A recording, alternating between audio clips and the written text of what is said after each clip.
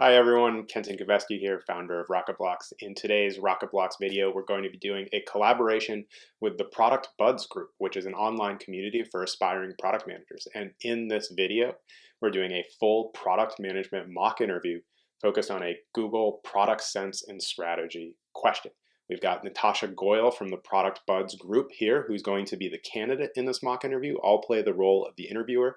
We're going to go through the full 30-minute interview, and at the end, we'll do a little bit of discussion on what went well and what could be improved. So let's go ahead and jump in.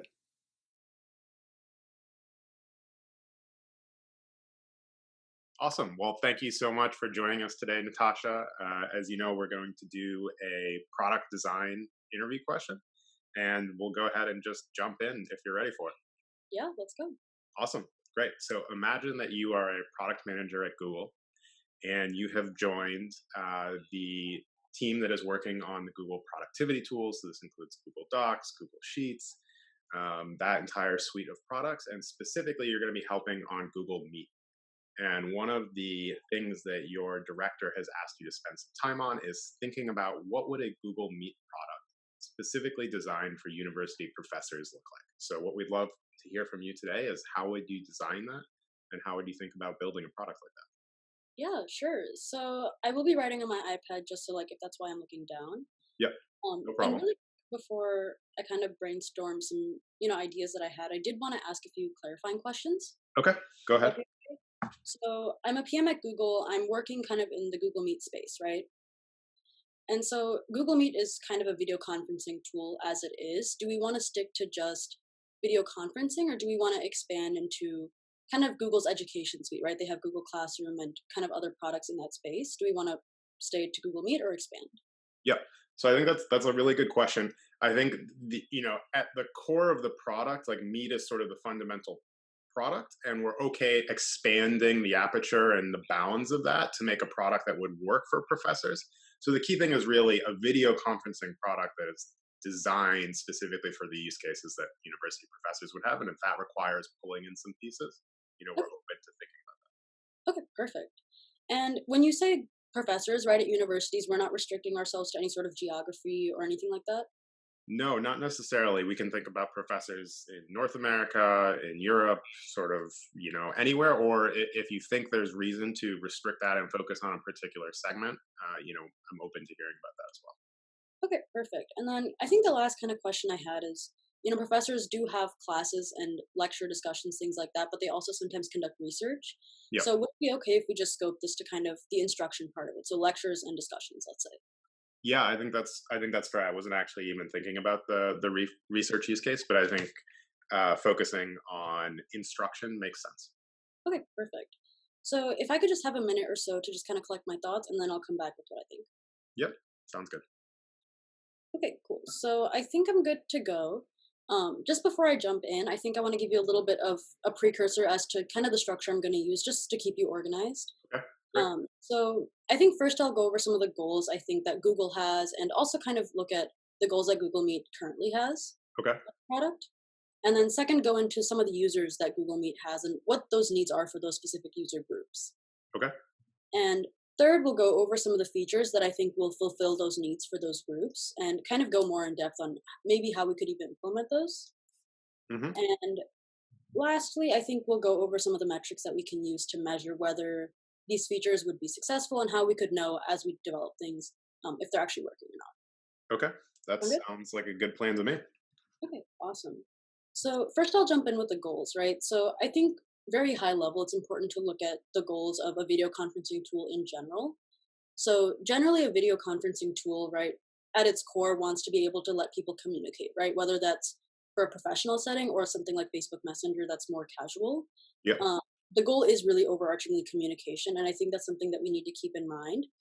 But Google Meet already kind of satisfies that goal, right? So I think narrowing in the scope a little bit to just Google, their goal is kind of to organize the world's information, right? Be a very user friendly interface and kind of be really widespread and be known for that. So I think if we were to focus on the two goals for Google, it's organizing information and being very user friendly, right? And I think both of those things will be applicable for the university professors kind of realm Okay. because university professors are also kind of trying to be organized, right? They're trying to organize information in themselves. And obviously the platform needs to be user friendly for them, but also for their students that are on the other side of something that's probably just as difficult, right? So we'll focus on those two goals. And that's kind of like Google's overarching goal. But I think then let's narrow it into kind of the product specifically, right? What will be this product's goal? Okay. And I think there's a few things, right? I think there's kind of three main goals that they could go for as a company is one, maybe they really just want to get widespread adoption of this. They don't care about monetization as much. It's just getting as many people using the product as possible. Okay. But the second thing could be maybe they actually do want to monetize, and that's their primary goal. Google is a big company. They already have a lot of good name and a lot of great products out there. So maybe they want to just make this a good source of revenue. Yep. And kind of a third thing that's maybe a little bit more different is that right now, especially in kind of the COVID era, right, there's already a pretty prominent group of video conferencing tools, like especially Zoom, right, is the one that comes to mind. So I think another goal for Google could be, especially if we're looking at the specific time frame, is do we want schools to switch over and start using kind of a G Suite or Google video conferencing tool instead of sticking to Zoom? Got it. So is there anything else that you want me to mention before I kind of narrow in on those goals? Yeah, just a few follow-up questions. So this third sort of product-specific goal you're saying is it different than adoption? Because like, are you saying it's adoption, but specifically sort of winning over customers that may already be using another product versus just getting a new customer that doesn't have any video conferencing solution? Yeah, right. So I think a lot of people right now kind of use Zoom for some professional stuff and maybe Google Meet for other things, but it's not necessarily that Google Meet owns a larger portion of the market share, right? So I think that third goal is more so pushing Zoom out of that market and moving in as a bigger competitor. Okay, got it. And then the other sort of follow-up question I had about these three sort of product-specific goals, thinking about adoption, monetization, and this sort of competitive battle with Zoom in winning that. How do you think Google might think about those different goals based off what you know about the company and what might be important to us? Like, what are the sort of key considerations there? Yeah, and I definitely think that's something we'll talk about when we talk about the metrics too, is like how are we going to measure that information?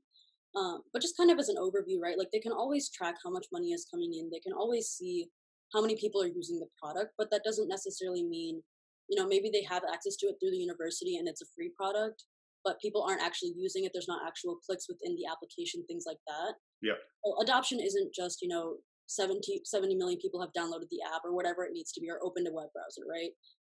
It would actually be monitoring, is this adoption useful adoption or is it kind of a one time and then they leave? And especially for this kind of schools switching over to Zoom, I definitely think that could be taken even into a university level, right? A lot of universities have contracts with Zoom as of right now for a cheaper price or an educational price. yeah, Maybe it's that, a lot more schools that we know used to be buying things from Zoom are now buying things from Google and Google Meet. got it. Okay. And how do you think Google might think about like the goal of say adoption, like just driving user adoption versus getting a product out there that's going to bring in incremental revenue? Like which one might they prioritize or why? Do you Yeah.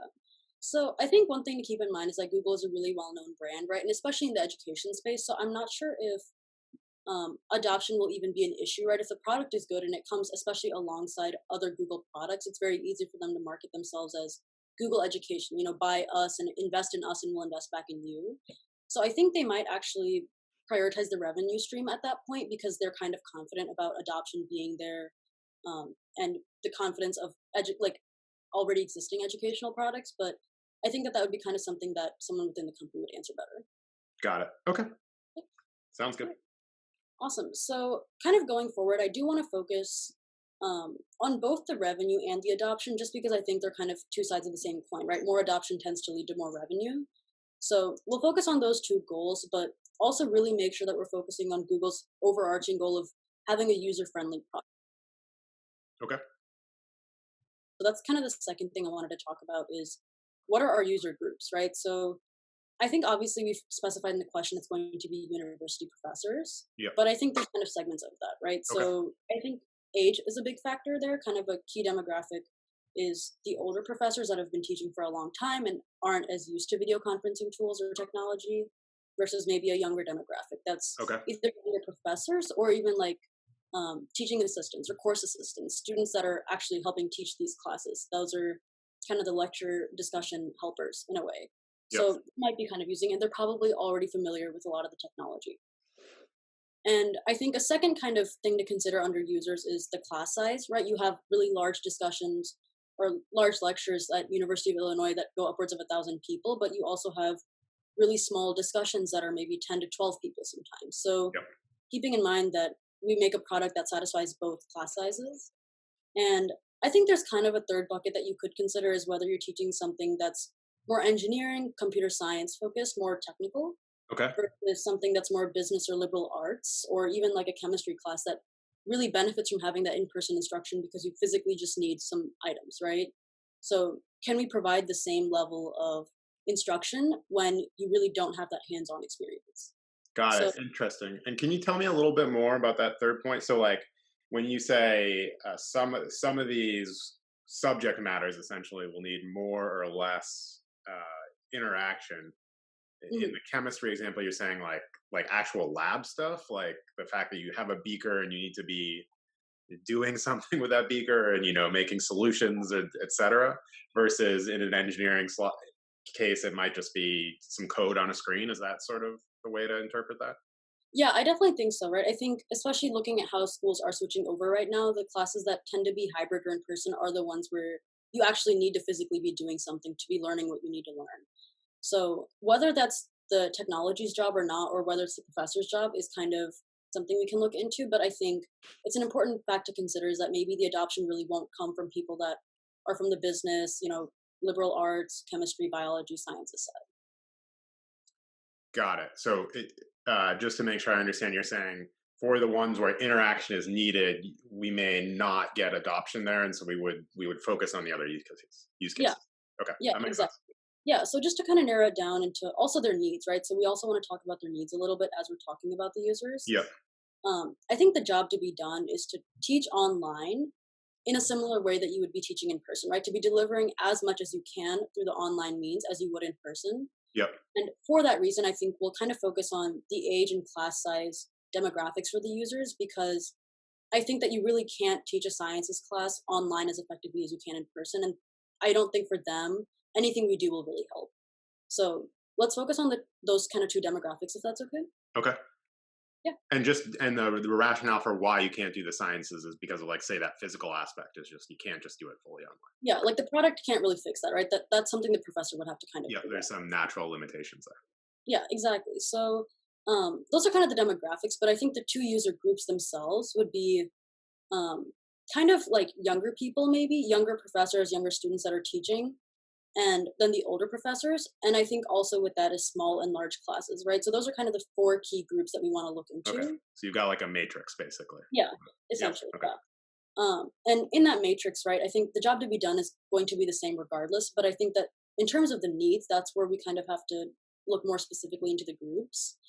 So I think let's look at kind of one part of the matrix, right? In terms of the maybe bigger classes with older professors, right? Logistics is going to be a really big user pain point, right? Being able to figure out that you have a lot of students on the call, whether you have as quick of a call as you would with a smaller group of people, whether you're able to kind of take attendance, things like that, that are very easy in a classroom you don't think twice about. Okay. Making sure that the video conferencing tool can actually handle the bulk of a lot of people while still being easy for the professor to kind of see what's going on, to be able to monitor, if it's actually being effective, I think is kind of a big user pain point. So the first pain point is definitely going to be logistics. And Okay. I think the second pain point is less on the user, less on kind of like an existing conferencing tool. It's not as much about the tool itself, but what it's supposed to do, right? It's supposed to help teach. So I think the second pain point should be interactivity. So what that kind of means is making sure that the students are listening, right? And that goes for all four of those kind of groups. It doesn't matter how small or big the class is. Maybe the lectures don't need this as much as kind of the small group discussions where you need to facilitate some sort of interactivity within the students itself. Yep. But it's going to be a pain point regardless when you're talking about education. Um, and I think there might be a third pain point that we won't go too deeply into, but that could be kind of making this a little bit of a customizable tool, right? So I think especially for that kind of group where we talked about, there's some sort of younger professors that maybe have already used technology a lot, or professors that are in the computer science engineering space, they might want some freedom with this tool because it is a suite that that the university is pushing from the top down. Okay. So I think that that's an element of it. I don't think we need to focus on that. I think the first two pain points are kind of going to go over the majority of what we need to focus on, but I did want to mention that just in case. Got it. Okay. Sounds good. Awesome. So any questions on the users or their needs, or can we just jump into the features and kind of figuring out the solutions? Yeah, I think that so I think I've got a clear idea of sort of the pain points. You're saying like just managing the logistics, right? It would be tough. Like, how do you take attendance if that's something that the professor needs? Um, the interactivity, I think at a high level makes sense. I'm curious when you say interactivity, what are some of sort of the big pain points you're thinking of? Like, Yeah. break down interactivity a little more for me. Yeah, right. So I think if you think about Zoom, right, let's take an example first is, Yep. the way you can kind of tell if someone's listening to is if you can see them, if they're responding to you, maybe um, they're interacting with some sort of feature that you put into the app, something like that. And there's kind of a back and forth. Okay. Whereas sometimes in video conferencing, right, it's just kind of a presentation. And sometimes lectures are like that, right, where there's not really supposed to be a back and forth. It's, are you absorbing the information? So I think that could be, making sure the students are engaged is one thing. So can you see their faces? Can you tell if they're engaged, or is that not even a thing, right? Can you not see their faces? Is that not a requirement? I think another thing is, can you get feedback from them that's useful feedback, right? So can Okay.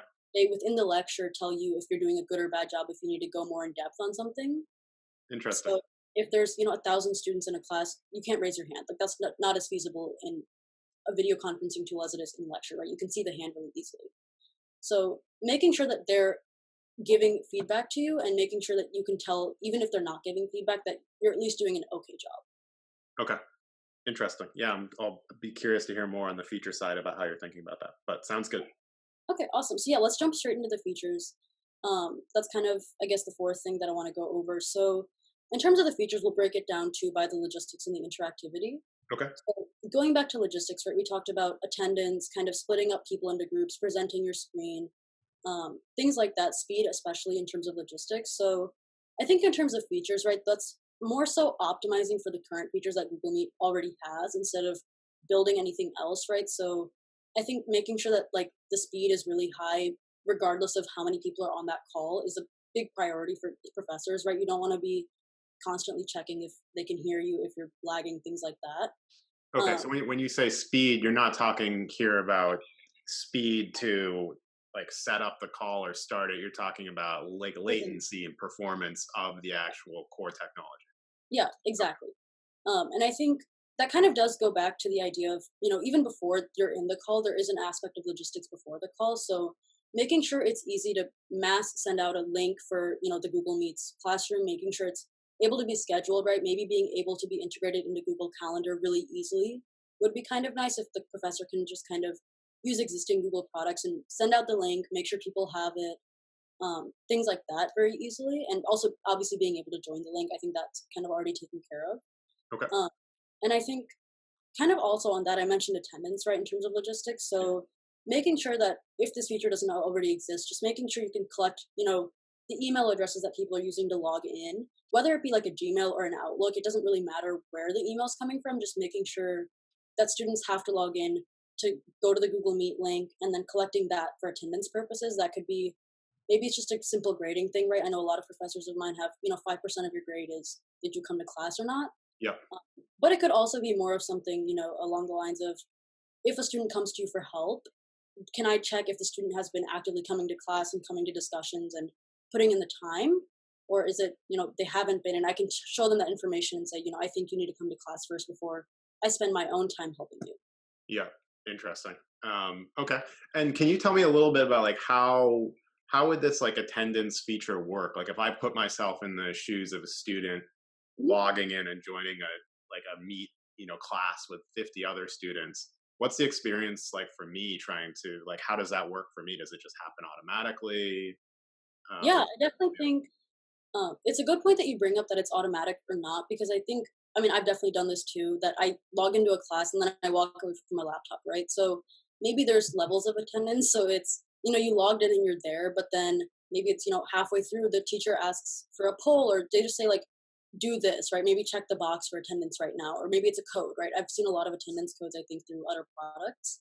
okay. So it could be something that, every half an hour, the professor has the ability to just add a code, and then you have to make sure you're listening and actively paying attention to enter in that code, and you have like a minute to do that, right? So Ah, maybe it's like a kind of a interesting. tampering thing. It's not. So like the professor could press a button and it would flash like a 4-digit code, and then Yeah, every student would be prompted to enter that code in, and they'd see who actually responded. yeah, and I think that that would kind of suck from the student side for sure because I know those things are kind of annoying. But I definitely think it would work in terms of making sure that it's happening, right? Even if it's the student pays attention for that 5 minutes where they feel like there's going to be a code, like that's 5 more minutes of interactivity, right? Which is kind of the second pain point, anyways. Yep. So Got I think that that's definitely something from the student side. And I actually do want to mention too, from the instructor side, what does that look like? I definitely think having like an Excel sheet of a list of, oh, these are all the students that came in, or uploading that straight to Google Drive as a Google sheet would be really helpful so they could kind of filter right through the dates or something like that. Having um, that kind of chart facility is okay, but I think having some sort of dashboard where it's really easy to filter through different things and check, if I want to check what percentage of my students were here, if I want to check this other metric, it's easy for the professors to know how to get there and also to use it, right? So um, I think that would be kind of from the professor side, making sure that people are actually entering the codes, it. how fast are they entering it, things like that. And then from the professor side, like say I'm like running this class, right? Let's say it's a class on World War II history. Um, I create a meet for this class. I send it out. The system sort of takes attendance from me. Maybe I have the code thing that you've also talked about, and so I enable that option. How do I know like where that information lives? Like this Google sheet that's in Drive, like how does that all happen for me? Like what's that experience like from my side? Yeah, so I definitely think maybe at the beginning, I know a lot of apps will give kind of a quick, 2-click tutorial where like it's, oh, next time, in the top right, you can say go to attendance, and you can say like, got it, okay, I got it. Don't show me this tutorial again. Or maybe that button's just always there and it's very obvious, right? Especially if we're talking about that kind of older professor group that might not be as tech savvy. I definitely think having a button kind of maybe after the meeting ends that says go to attendance, that's one thing, Mm, is immediate kind of knowing where it is. But also maybe, they could change the structure of Google Drive if they do end up keeping that information there to make it really easy for professors to know where the class related stuff is for them, right? So you have the normal Google Drive view that like me or you could have for free, but maybe the educational version of Google Drive also has things that are specific for classes, and one of those things is like the attendance folder or the attendance mm, sheet. So interesting. something that's really easy for them to know. Okay, Yeah. got it. Awesome. So that's kind of on the logistics side, I think. You obviously have to make sure that, there's mute buttons, stopping video. You can see who's there. You can have a chat, things like that. I think that's all kind of stuff you would carry over from the existing Google Meet. Yep. But in terms of what you would improve, I think that's on the logistics side. So the second pain point was interactivity, right? So Yeah. that's kind of how do you make sure students are listening? So I think there's three kind of main features I would do there. One is having the polls that kind of they already have in Zoom, especially. And I think even though those are really simple and they don't necessarily measure interactivity a whole lot, they're kind of a basic feature that need to be there. Yep. I think the second thing I would do is actually use existing Google products, like I said, right? So they have Google Jam, which is kind of within Google Drive right now, and it's a whiteboarding tool essentially. You can put sticky Mm, notes, things like that. If you've ever used Mural, it's pretty similar to that. So I think that would be really easy, or something they could definitely try to integrate into the Google Meet platform, right? Whether it be still a separate Google Jam like link, or whether it be something that straight up is just integrated into Google Meet. I okay. think that having that whiteboard and that human handwriting kind of touch is very, very nice, right? It makes it a lot easier for the professors to do things on the spot and add in information. And then I think the third thing is, or I guess kind of along those lines actually, is the integration with Google kind of Classroom. So after you're done, maybe Google Meet, there's a choice you can automatically download the edits you made from Google Jam, and then just send that to Google Classroom, right? So that students can see it later if they want to, things like that. Um, Kind of just integrating existing Google products that are made for education but also not made for education into Okay. Google Meet to increase interactivity. Okay. Interesting. So I've got a few follow-up questions on these. Why Yeah. don't we start with polls? Like, I think that's an interesting feature idea, and I can certainly see how it would solve the sort of pain point around making sure that there's interactivity and that students are engaged. I'm curious, how do you see like what would the experience of polls look like, both from the professor side and from the student side? Yeah, so I'll actually answer that and then go into my third thing that I mentioned under interactivity. I said there were three things, so that is a perfect segue. Okay. But in terms of polls specifically, I think it would be a pretty simple, the professor could either kind of preload the questions they want to ask and then just have them show up on the screen whenever they want. They can just click a button from their side, or Okay. they can type them in manually as they go, right? I think both like options are important to have because sometimes you want to gauge something that you kind of didn't think about earlier versus you don't want to have to type and kind of talk and have that awkward moment of silence when you're trying to like type up a question.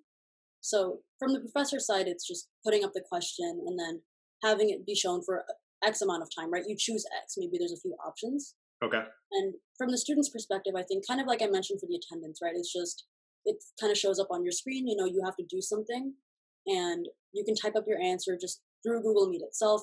I know Zoom has a chat feature. Maybe it's something similar to kind of just like that little pop-up bar. And you want to make sure that the students have enough time to answer so that maybe that's something that Google decides is, you always need 2 minutes or it's something the Mm. professor decides. But it would just be, A, B, C, D, maybe you have an E, whatever they want to do. Yep. And after that time is done, it just shows up with the results, right? So um, X amount of people chose A, B, C, and D, and the correct answer maybe is highlighted in green. Yes. So something kind of like that, just a very simple poll feature. And how do you feel like would the results show up just for the professor, or would they show up for For the everybody. students as well? So I think that could be a choice of the professor, right? It could Okay. be automatically they see it, but they can show it to the class. I definitely have had professors that do that, and it's helpful for us to see also, was I the only one that thought that the wrong answer was the right answer? Sometimes that's kind of important. But I think that's something that the professor should be able to choose, right? The entire idea is that you want as much customizability as is important without overwhelming the professor's decisions, right? Everything shouldn't be a yes, no, maybe, things like that. Yeah. But that actually leads me into my third point, which I think the third thing, and I think one of the most important things you could do for interactivity is take the poll a step further, right? A poll is an A, B, C, D answer. And unless they're really grading hard on, like, did you get this right? Multiple choice answers tend to be a little bit unfair to begin with, right? You might have just clicked the wrong answer and it's done, right? And you got a zero on the test, whatever. Yeah. But I think that words are a lot more important, both for the students to be able to explain themselves, Mm. but also for the professor to be able to understand, are they actually genuinely getting this or are they all just in a group chat and texting each other like the answer's A, right? So, I mean, it happens. Everyone's on a separate WhatsApp group. Yeah. So I think in terms of that, it could be a little bit more words focused. So for that, I think you could kind of have the professor preload in answers, right?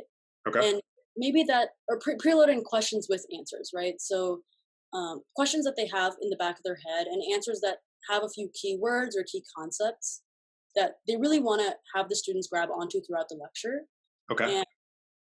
And I think being able to preload those questions in and preload those answer in, and then having the same kind of pop-up feature for the students saying, hey, like, this is my answer. I'm going to type it out now. I'm going to have a little bit more time. But then having some sort of Google algorithm in the background saying, these are an X% match. These answers are actually pretty close to each other. Or 35% of students, got something similar to what you were expecting. I Mm. think that's a lot more powerful in telling the professor they're actually paying attention, right? That actually does force the student to pay attention, right? Is you can't just say A and be done. You actually have to say something else that's useful. Ah, Um, interesting. So you're yeah, trying to build into the product sort of a forcing function for creating a little more thinking on behalf of the student. yeah, right. But And even presumably, they could type in a random word like taco. yeah, and I think that's why you have the kind of element of how close are they to the right answer, right? I think that's why the pre kind of put in answer is really important. Is even if they type in a few keywords, right? That means they understood the keywords, right? If you're in computer science class and it's you know weak for arrays, even if they say the word arrays and they say like index or something like very simple, like Yeah. maybe that's not what you put in your answer, right? So maybe that still will get them a zero, even though they're trying to kind of cheat the system. So I think that's kind of a good way to kind of preempt what students would do, right? Being a student, I know what we've done. You know some Uh, of the hacks. yeah, so I think having that kind of forced interaction will make the students also realize, I might as well pay attention now because it's part of my grade. They're obviously expecting me to know what they want me to know. So I think that's kind of a pro. I think the con could be kind of teaching to the test, right? That aspect of I'm going to pay attention to what they're saying and not the concept so that I can get that answer right. Yeah. So I think that's something to consider, but I do think it could be something that we roll out and just try and see how it does. Yeah. That's fair. Yeah, and teaching to the test. I mean, it's a good point to consider. It's something that I think uh, has been a long running thing, right? It's a Yeah, challenge for sort of anyone in the pedagogical process. yeah. Um, okay, Yeah, cool. So those cool. are kind of just the features. I know that was a little bit longer, but on the logistics side and on the interactivity side for kind of all of those groups, right? All of those problems kind of apply to all of those groups, some maybe more than others. But now I think lastly, we'll talk about the metrics, right? How are we going to know if any of these are successful, right? So again, with this, I think there's kind of three main things. I think one is how often are these features used, right? So kind of the number of professors using the features over the number of professors that maybe have access to these features and Okay, maybe are still hosting meetings but aren't using these other features, right? That could be a good indication of if the features are actually known or useful and kind of see where we yeah. can go from there. Um, I think the second thing is also kind of going back to our goals, right? Our goals were very much adoption and like return on investment, right? So it could be how many schools are paying for it, how much are they paying? Are schools kind of switching over? Are they willing to pay for the entire suite over just an extended version of Google Meet? I think that's kind of something important to consider is if we can get really big universities behind us and get a lot of revenue that way, that'll drive both adoption and revenue at the same time. Okay, So I'm kind of thinking along those lines, like the UC entire system, right? yeah. Or kind of targeting like all three University of Illinois schools at the same time, right? Selling kind of bulk packages that aren't really that much cheaper, but are more effective for getting a wide adoption. Okay, and then if you were sort of forced to pick, a single metric that the team could focus on to see how you're doing in terms of Yeah, monetization, what would you select? yeah, definitely the first one out of the three. I think making sure that they're using the features, even if they have the product, kind of that number of professors using the feature over the number of like teachers or professors using Google Meet, Yeah. I think is really important because otherwise they would have just used Google Meet anyways, right? It's whether the product that we're putting out is actually more useful than the original. Got it. And what? So okay. So you sort of selected that engagement metric of like number of professors using feature X over number of professors that have access to it. Do you have a sense of like what percent should we be like? How do we know if what we're doing is good or bad, or like how Yeah. would you think about that? Yeah, I mean, I definitely think that for this, especially growth will be really important. Like, if that number is growing a lot, that's good because maybe teachers have used Meet, but they didn't notice that the new features were there, right? Okay. So as they notice, maybe that number grows, and that's a good sign. Okay. So trajectory is important. You're saying. Yeah, Okay. I think that's more important than any solid number, right? I think Okay. eventually that'll probably stabilize, and based on what that number stabilizes to, it can be kind of helpful, right? If it's like 25%, I think anything below 50% is probably not great. That means more people would prefer to just use the original product than the improved version. So I think 50% is like the bare minimum we would need to reach. But I think kind of aiming for the 60, 70% would be ideal, right? That means that the majority of people, not maybe like the grandest majority, but the majority of people want to use these features and Yeah. they're liking them and we'll actually get good, like get a good feedback loop going there too, right? If you only have a few people using it, the feedback loop probably won't be as helpful. Yeah. So Let me yeah, let me throw out a scenario. What would you say like if you've designed this product, you've launched it, you have Meet for professors out there, Meet EDU, whatever it's called, right? It's got some core logistics functionality built in. It's got some core interactivity built in. Let's say it's the polls specifically, um, and you run that first metric you were concerned about, number of professors using polls over number of professors who have access, and you find that it's 15%. yeah, And then beyond that, you actually do a survey and you collect feedback, maybe even interview some of those professors. And yeah. universally, the feedback about polls is it's great, Mm, but totally. the adoption is lower than you think. What would you think about troubleshooting that? What do you think's going on? Yeah, I mean, I definitely think at that point, it's kind of maybe you would even analyze like the clicks, right? Or like people clicking on it and then not using it because like it's too hard to use. Maybe Okay. the people that we interviewed, the people that took the survey, maybe there's a little bit of bias there, right? Like they're the ones that liked it, so they're the ones that said, "Yeah, it's great." So Hmm. definitely analyzing like if people are considering it, but then maybe not actually using it and targeting those people a little bit more. Okay. Um, Otherwise, I think also just watching people use it, right? You said interview, and I don't know if this is what you meant, but watching people actually use the feature can definitely tell you a lot more pain points than a survey would.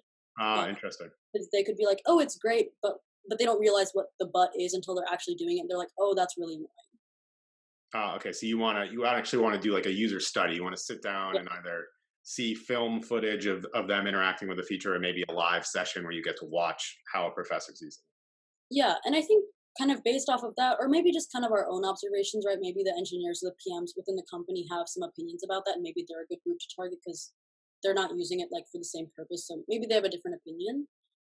But I think A/B testing would be a really good thing to do. There is roll out some like new version of the poll feature to some professors it. and see if that increases engagement, right? If they seem to like the improvements more instead of trying to re-release like an entire new poll feature that maybe Yep. isn't even any better to the entire group.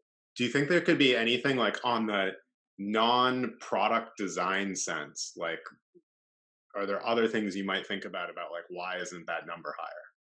Yeah, I mean, kind of like I said earlier, right? Like maybe professors have realized that it's not the best metric for measuring interactivity to begin with. So maybe the feature is great, but its purpose is really null. So Mm. maybe they just don't want a poll feature in the first place, right? Maybe they want to have that kind of preloaded question answer thing that's a lot more high engagement with the students. Maybe it's they don't know where to find it, right? Maybe that's something that they don't like.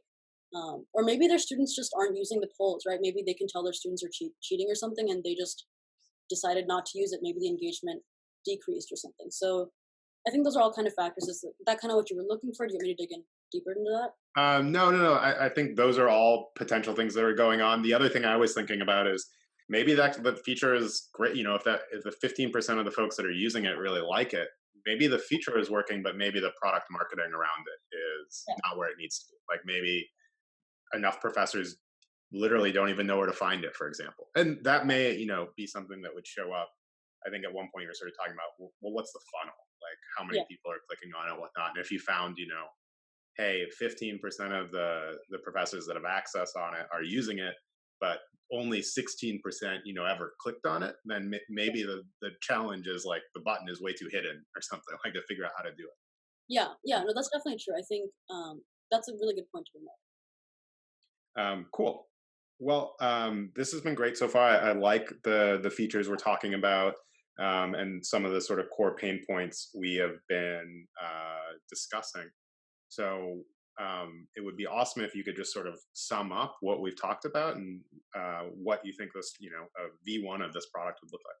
Yeah, exactly. That's where I was gonna go. So, kind of starting from the beginning to the end, right? So, walking through what we did, I think first we established the goals, and not just for the company, but also for what a video conferencing tool should be doing. And the biggest thing is definitely communication, right? This should be able to let people communicate, and specifically for Google, right? They want to organize information, they want to be user friendly, they want to make money, and they want people to use this. So based off of that, we identified kind of who are these people that would be using it, right? How do they target those people properly? So the second thing we did is we figured out who our user groups are, and we kind of made that matrix of, age and also class size.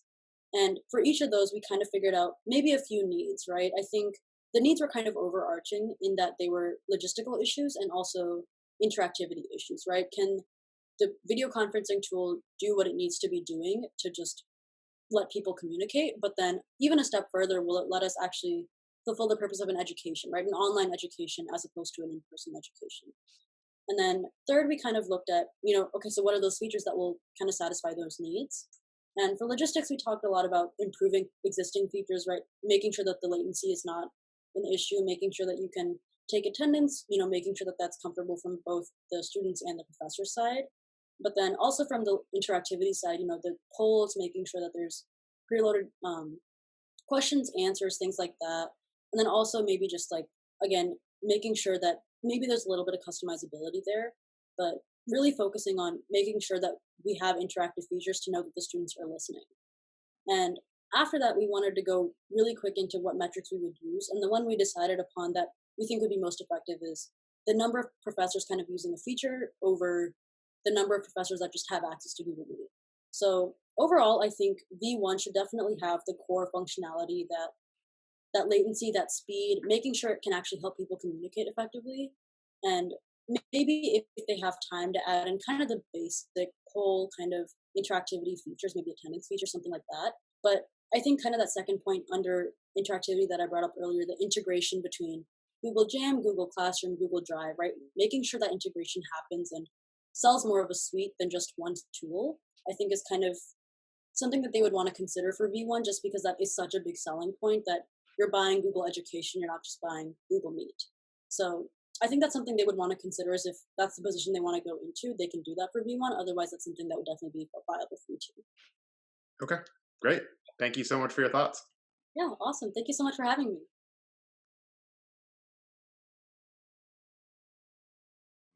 Cool. So tell me, let's pause and let's just talk about how things went. What did you think?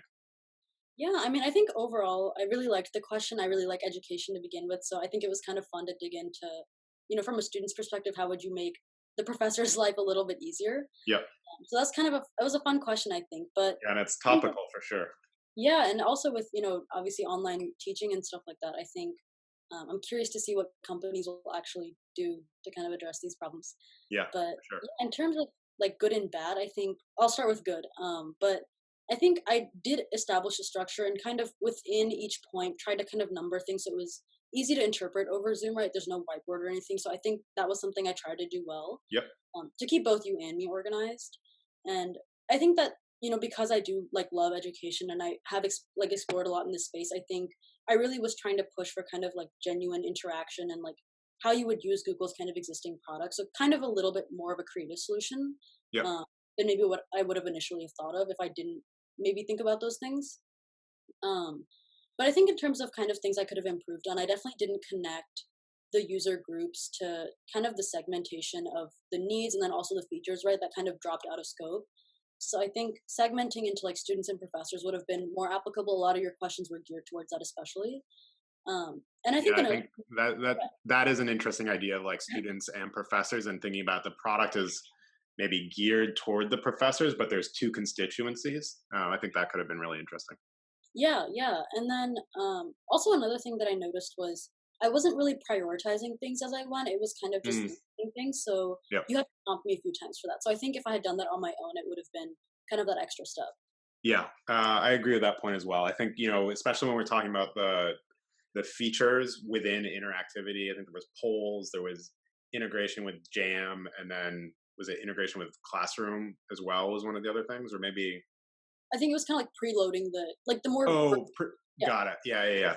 And I think, yeah, like I think it's a good habit to get into as a PM because like you end up having to leave so much stuff on the cutting room floor. So thinking about okay, like here's the list of 10 things I want to do, but if I were forced to pick one, here's what I would pick, and also here's the metric or a handful of metrics that I'm using to create that stack.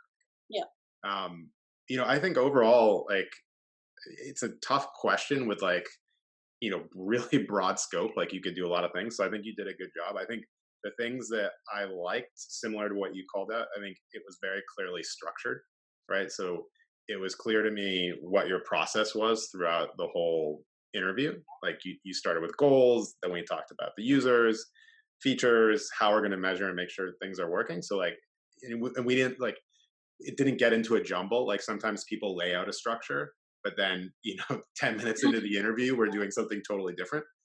So it was easier for me to follow along, which is great.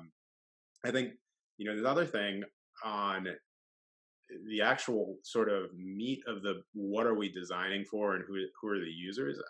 I think the pain points that were identified actually are like really strong, good pain points. I think there is a temptation with a super broad question like this to start designing these like crazy niche features that might be like really cool to design, but like miss sort of the core pain points. Like if you think about like Maslow's hierarchy of needs, like the product needs to do the basics before it can do the crazy cool stuff. And I think, logistical stuff like attendance is really important to a professor's life and keeping track of that in a lot of cases. And then pain point, interactivity, just like making sure that people are engaged and, following along. Like professors, ostensibly they're in these roles because they like teaching for the most part. I mean, there might be some folks that are only in it for the research component, but and being forced to teach over a video conference is really different than in class. Like you just don't get the same level of feedback. So identifying that before like going to some like we need this like crazy integration with whatever, I think was a good realistic way to think about the design challenge. And then I think the third thing that also matters that I liked a lot is I think you had good energy just going through the process. Like you seemed like you were really engaged with the problem, which is great because as a product manager, when you're interviewing other folks, and especially when you're doing like a product design question or product sense question, which a lot of PMs will still, that's like the fun part of the job, like thinking about what we can build with the roadmap, how are we going to think about all these features? If someone's going through that and they seem like they're miserable, like that's a really bad sign. And you'd be crazy surprised how frequently that happens, where someone just like talking about products and features they could build and they look like they're miserable.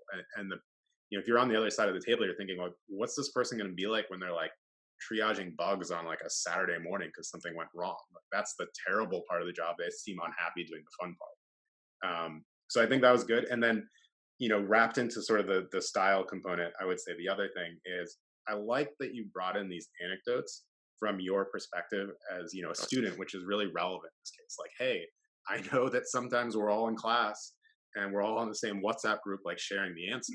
And that's like a realistic thing that, a professor and has to contend with in the classroom environment these days. And bringing that in shows that you're not like, you're really engaging with the problem itself and thinking about the dynamics of it, which is great.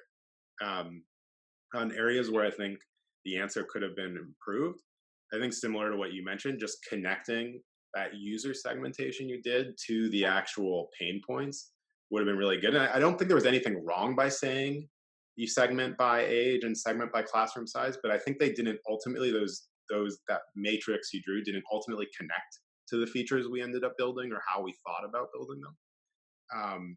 And then the second point I think is at times, and I think this is part of the challenge of this question, is that it's so broad, and you think about all the things Google could do, and the fact that they already have some education products. It's just a very broad program or broad question, and so forcing yourself to always sort of narrow scope and say like, yeah, there's a bunch of things we could do, but I'm going to like pull back and just like, okay, like there's a bunch of metrics we could think about. There's a bunch of goals we could think about, adoption, monetization. And I think at times you had a tendency to want to try and pick both.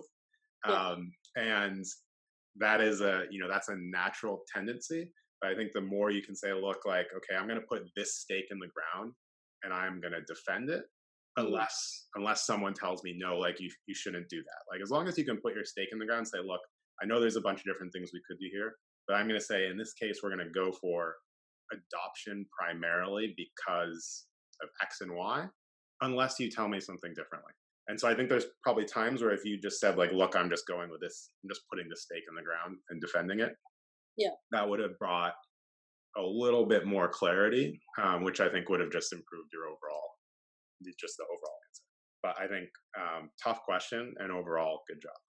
Thank you. Yeah, no, I definitely think it was a lot of fun. And I think all of that advice is like very applicable, right? I think that's some of the hardest things about having so many ideas is you want to focus on like the two more important things in this 30-minute interview. So definitely very, very, very real. Yes. And the reality is that will be the case on the job as well. There'll be a million things you want to do. And like half the times it will feel like you only even get to do like half of the one you want to do because they're bug triaging and, sales will need some feature X or something that wasn't on your roadmap at all, but it becomes important because of the need, that type of stuff. So it's just the reality of the job. Yeah.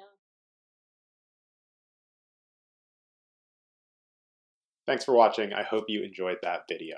If you haven't subscribed yet already, we've got a ton of great content coming out on both the consulting and the product management career paths on a weekly basis. So go ahead and subscribe, and that means you'll get all of our videos as soon as they come out. Thanks again for watching, and have a great day.